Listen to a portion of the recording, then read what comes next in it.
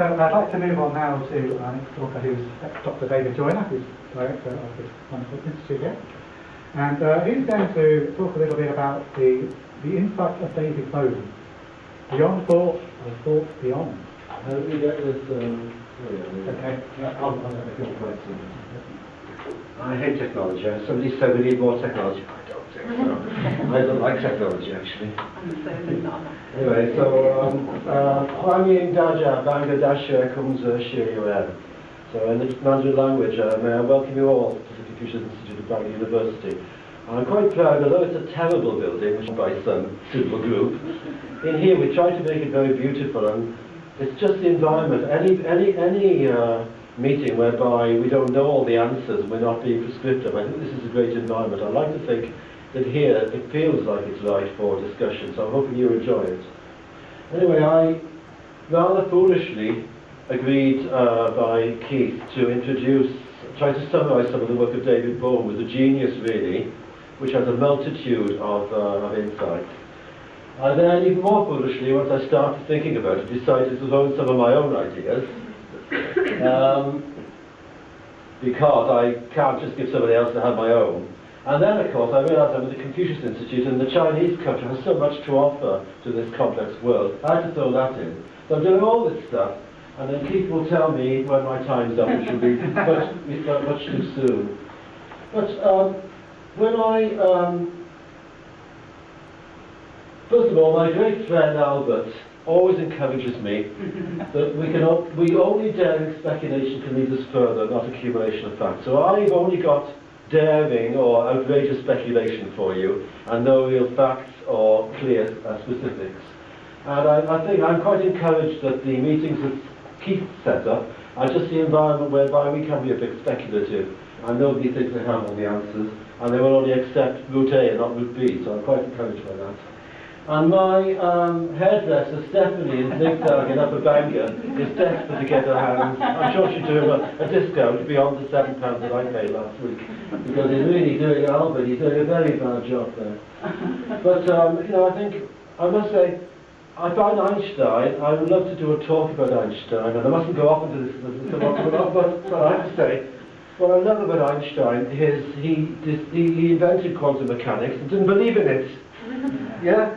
Because, you know, he is about all these things. He's an inquirer, and he's a journeyman. I love that. I think surely we're journey men and women, and we're journey people. So anyway, when I started this, Keith said, beyond thought.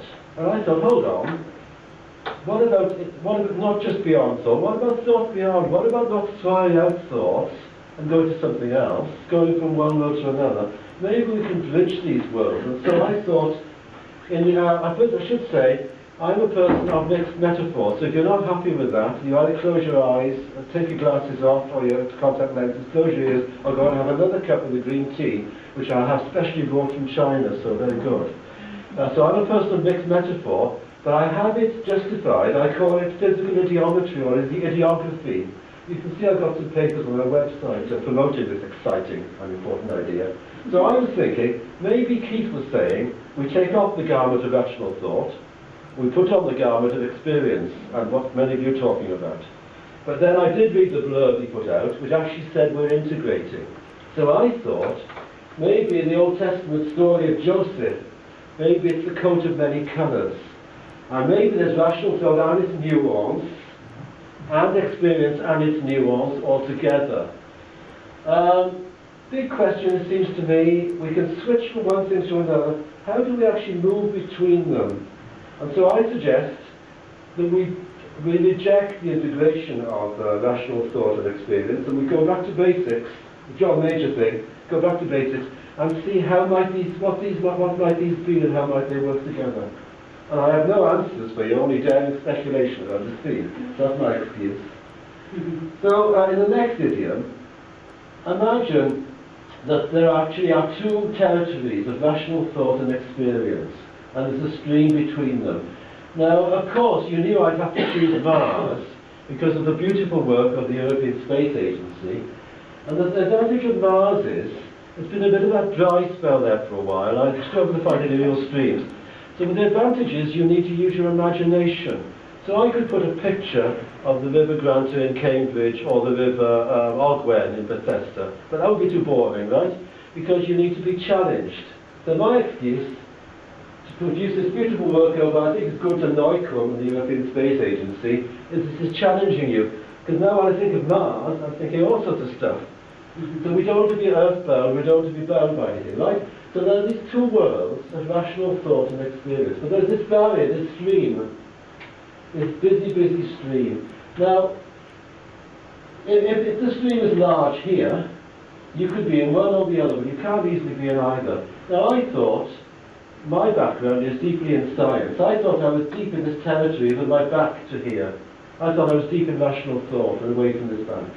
And I thought some of you might be here, and some of the Eastern religions would be very much experienced, maybe with their back turned to rational thought. This would be very difficult. So here you could have or, either rational thought or experience.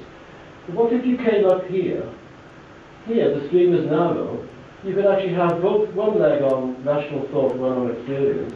Or you could hop from one to the other, or hop up and down. There could be different regimes. So I thought, if this was the world, then it would be quite possible to bridge these things, really. And surely there must be some ways to bridge these things. So I suppose in my thinking, I have a deep scientific training, but I also very much value music and things like that. But there would be experiences that you talked about, your dancing and things, that I would find more challenging, you know. So I think we need to be here in order to be able to bridge these worlds, it seems to me. And so what I'm wondering is, can we build, some of you can build the bank here of experience towards me, and maybe I can build a bank of rational thought towards you. Maybe we'll bridge this. And so, I don't know the answer. Maybe some of you know the answer, maybe there is no answer. And David Bohm, actually, Archaeology later says there's no answer, right? So either we straddle these and we both at the same time in these worlds, or we hop between them, or we jump between them like the computer.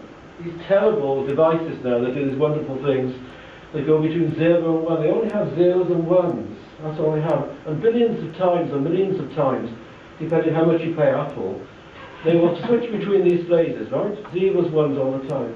So is that what it is? Is it 0, 1, or is it other things? I don't know the answer to any of these things.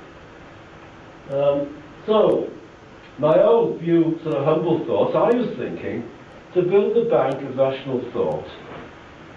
To go thought beyond, what beyonds could we have? Well, we could have beyond only, and I'll explain these in a minute. We could have beyond bound and beyond solo.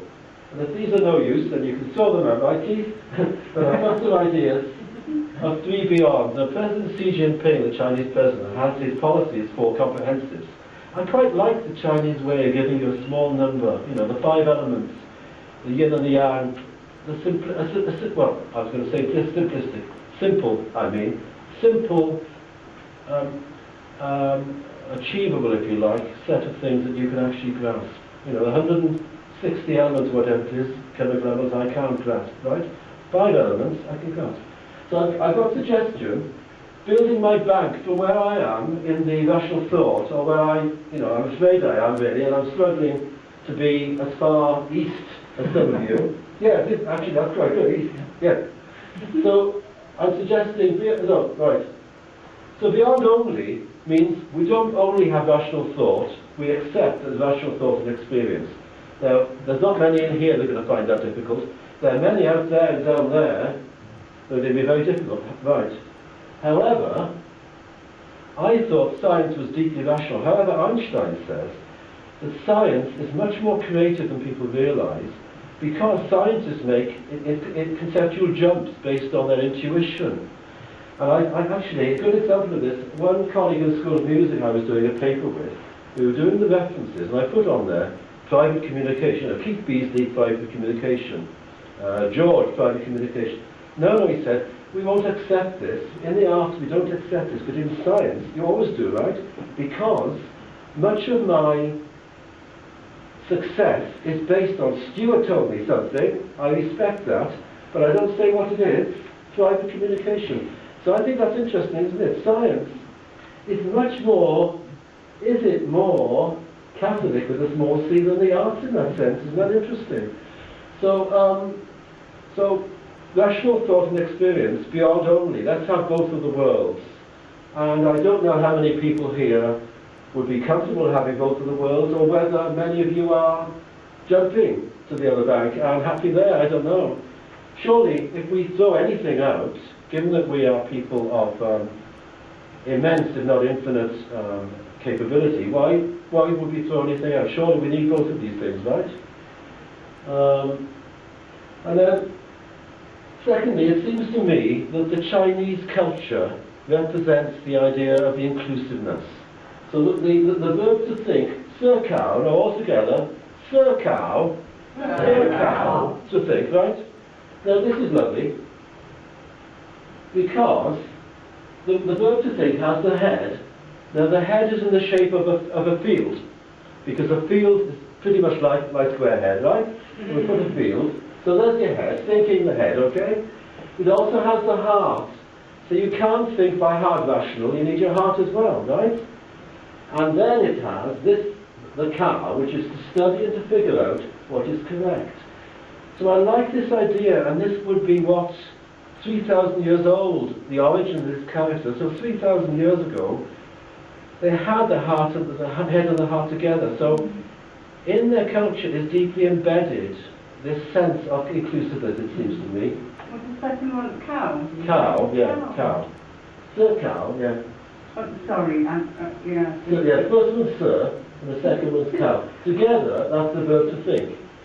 Okay. So all these elements are together.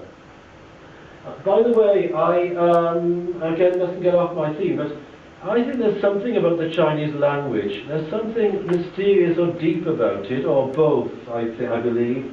And the more I investigate it, the more I wonder whether the characters, in some mysterious way, embed layers. The Chinese people, when we look at a series of texts in English, Welsh, or whatever language you're speaking, we look at the text, they seem to look through it in multiple layers, in a way that seems mysterious.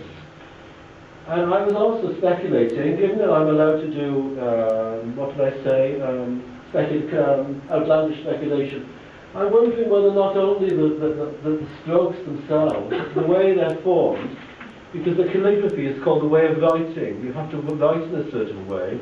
You can't do what I usually do, it's, you have to do beautiful. So you do this.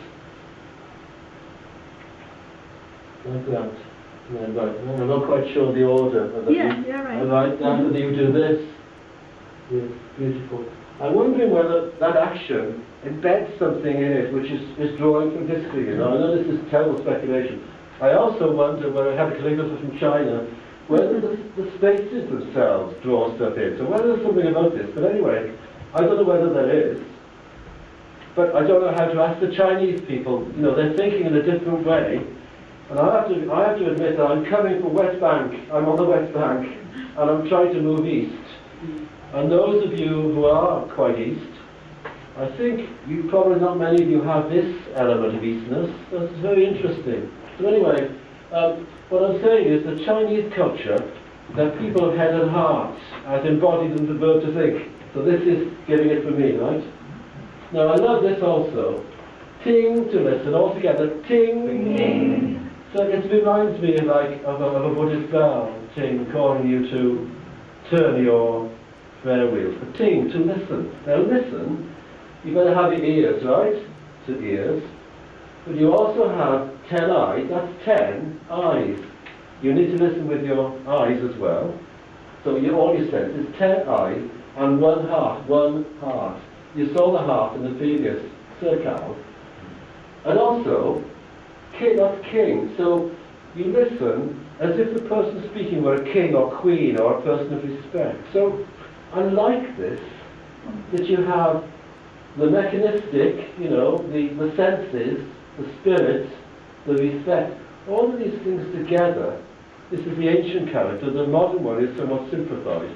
Unless you go to Taiwan or Hong Kong, you get this ancient character. The modern one is somewhat simplified.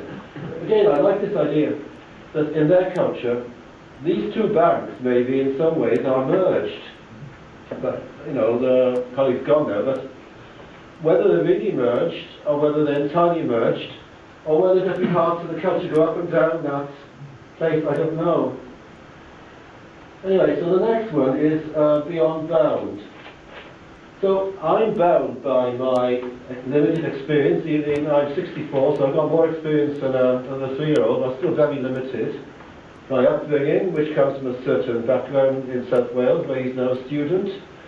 My nationality, my background was English, Welsh, Irish heritage.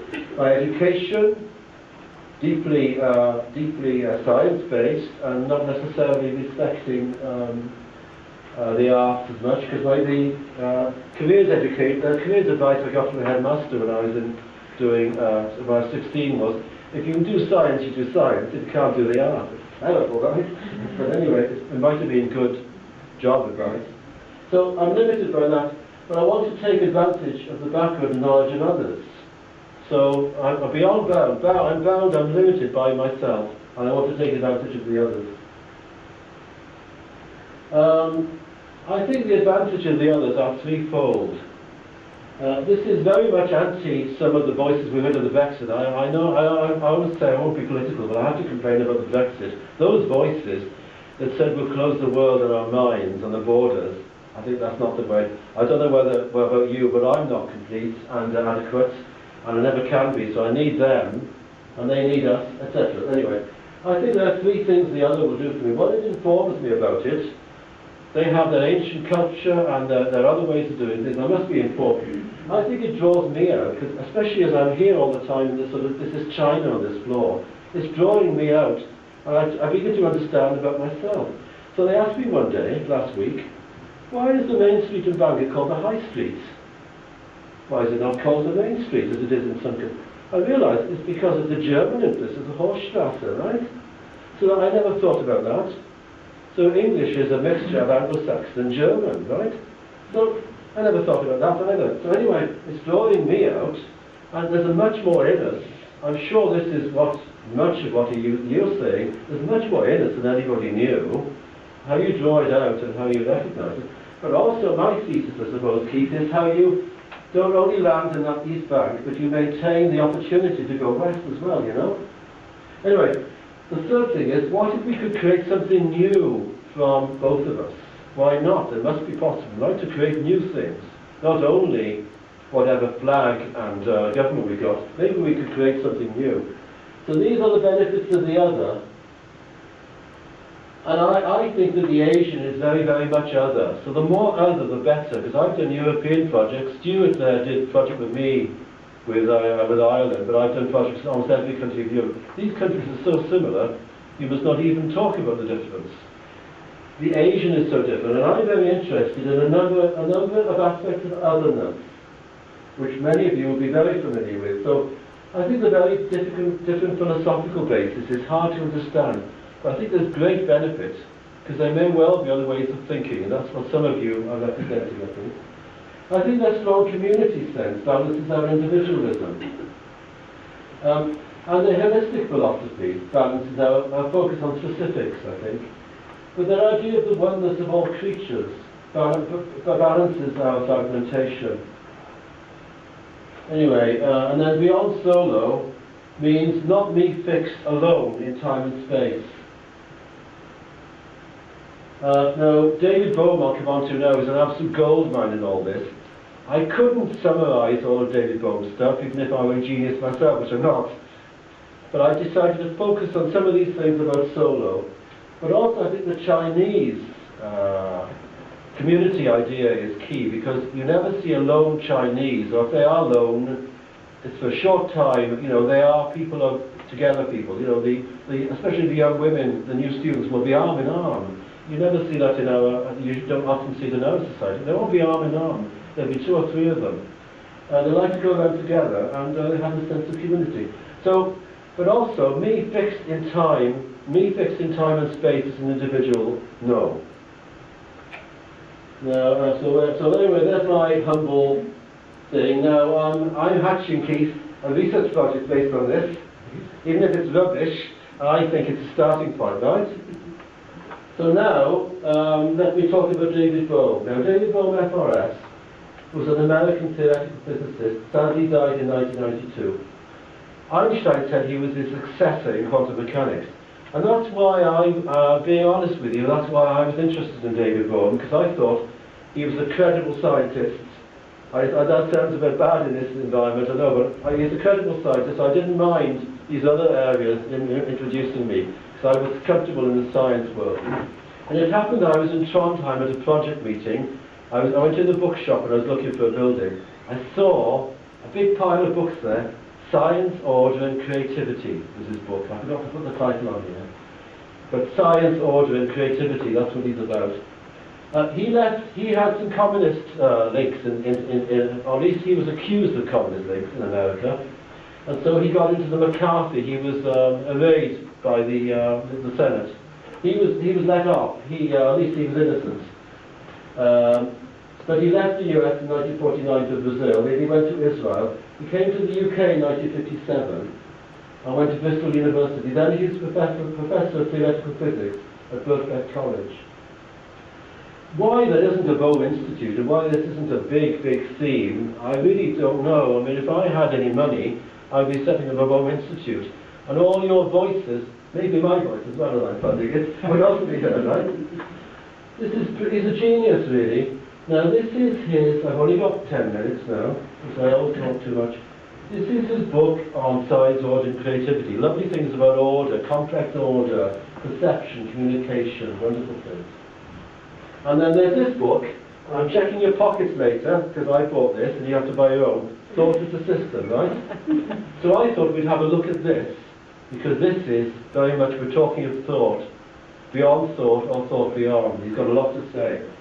And that comes from a seminar in Ojai, California, a 3-day seminar.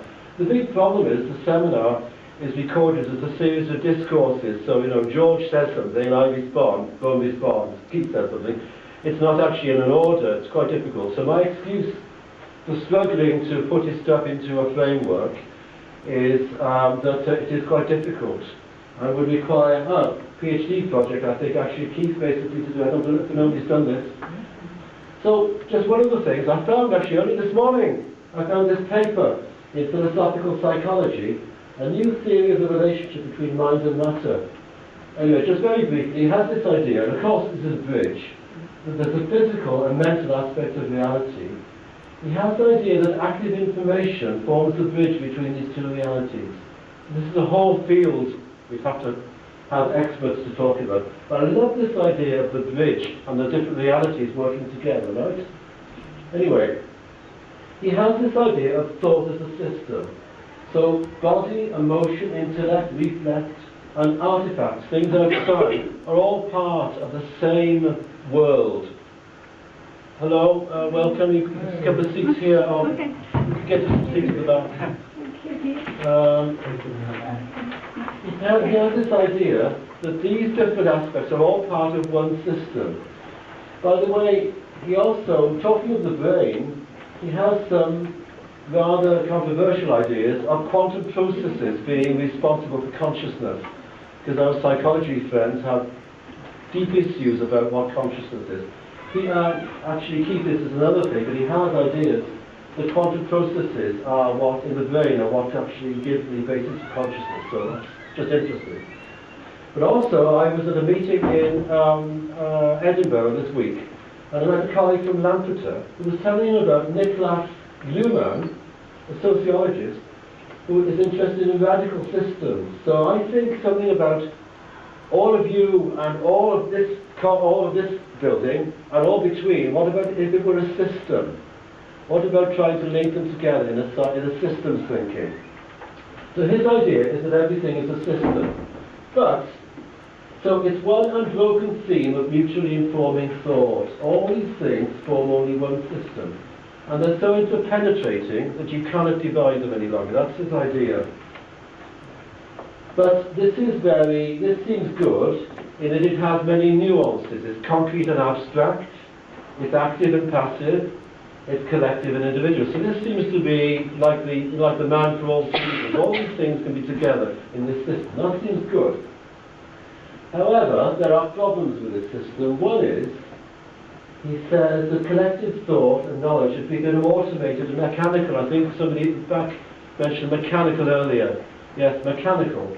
And therefore, we're controlled by them with lots of authenticity, freedom and order. So his idea is that much thought is actually controlled within a framework that has been set up, that we're not as individual as we thought. I thought my CV probably showed whatever I've been doing, so, which is good, but no, it's part of this, this system. And so I've got two ideas there, Keith. One is maybe we could set up a system which would be a positive system where things work together in an integrated way. But the system that we actually are in is hugely problematic. That's his idea. And so his idea is that for movement of thought, for development of thought, let's imagine, let's recycle my Mars picture now. Now imagine thought is going to move down this stream. And so thought fills these channels. Now his idea, if thought goes to the individual only, that's no good. He says that thought and knowledge are primarily collective phenomena, not individual. This is mind-blowing to me. It might not be to you, or to the dowser, I don't know. But to me this is mind-blowing, so I thought I had my own ideas. Apparently that's not the case. So basically, if this goes to this channel, it's no good. But if we go down here, together, we can actually develop thoughts. So how we take the ideas and make them something real, and how we bridge the west and east banks of our world's, I don't know, 5 minutes ago, yes, that's all right, no problem. It's terribly hard taskmaster, you know. But also, his thought is mainly generated by our culture, with some additions by us. It's not me, starting with me, it's coming from outside, and I'm adding to it. Right, anyway, and then his idea is that what we need is a non-agenda group dialogue. Now, my psychoanalysis friends tells me this is what psychoanalysis does, basically, is not to have an agenda. Now, if we had no agenda here, probably none of you would have come. You want to know what it's all, isn't it interesting? But what he believes is if we could do this, we could have a new and creative art form. Gold never says what it is, but surely we need this, and it must be possible, or, well, it may be possible. And so, you know, the journey continues. I like to think that my 3 beyonds might help to build the bank of rational thought towards you, some of you who are inexperienced, and you might build a bank towards me. We might be more effective in bridging. I like to think these 3. I think that we could have an idea of a system, and again, it's something I sort of came up with. A positive system, unlike Bohm's negative system, a system which is destructive and damaging. What if we could set up a system? We need more research, right? This is a big job, so we're going to need research. But also, I'm wondering whether we could implement some of Bohm's quantum processes to mediate this system. I don't know. So, as far as I'm concerned, the journey continues, and I'm very excited by the environment that Keith sets up, whereby we can actually have the courage to talk off the top of our heads, but also to try to justify. I really do recommend that somehow we find some way to explore the deep gold mine of David Bohm. Sadly, he died in 1992. I haven't seen anybody taking up his ideas, if I'm honest. But I do believe that as far as what Keith said, you know, Keith surely is a person, whether you jump between the banks, whether you're at the top of my picture or not, I'm not quite sure. But in some ways, Keith is a person who's representing these worlds, and surely, as a human being, we must take advantage of all these aspects, surely, for us to be complete. So that's my suggestion, and as far as I'm concerned, the journey continues. So thank you very much. Thank you very much.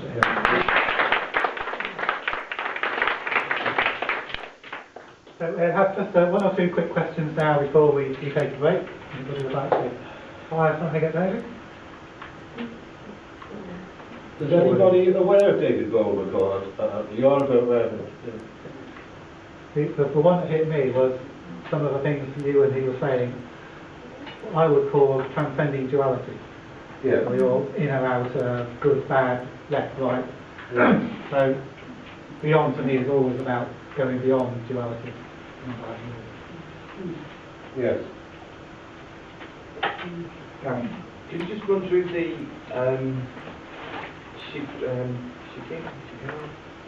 So Carl. yeah? Yes. So Carl. So just. That was really So those that don't know the Chinese, there are 4 tones and a toneless.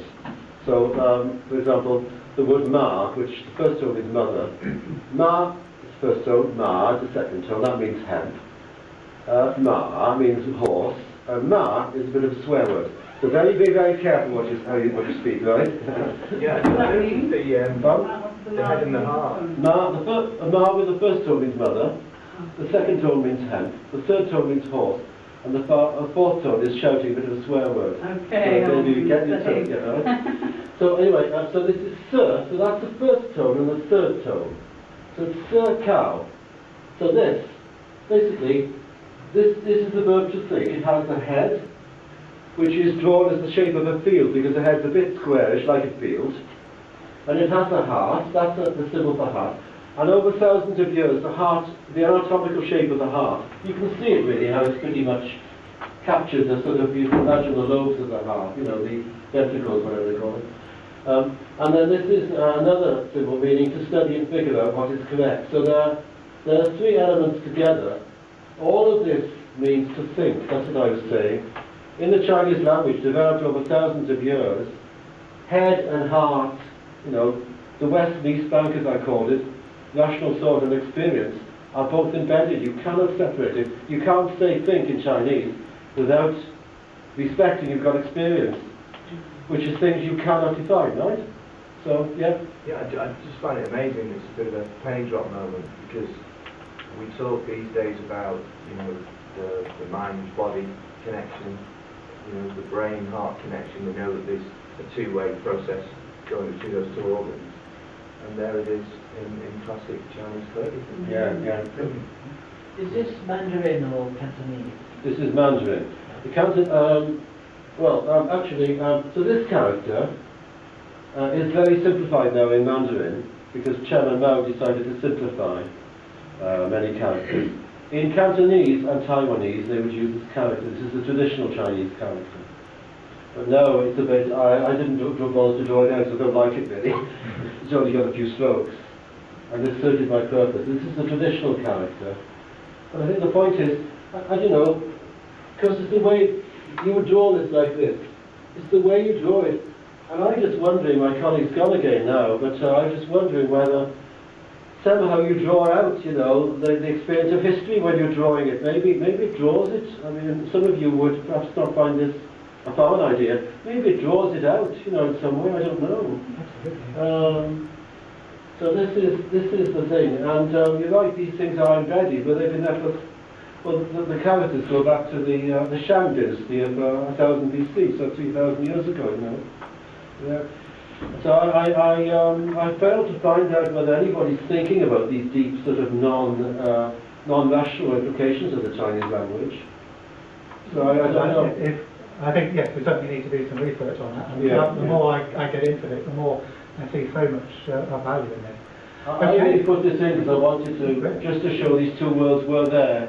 And you cannot write the word think, even if you are writing science, you cannot do it without these 2 things. I think that did it for me. Whereas in our society, you know, you can be very West Bank and ignore all the other stuff, saying it's rubbish. So I think it's very humbling to us to see how...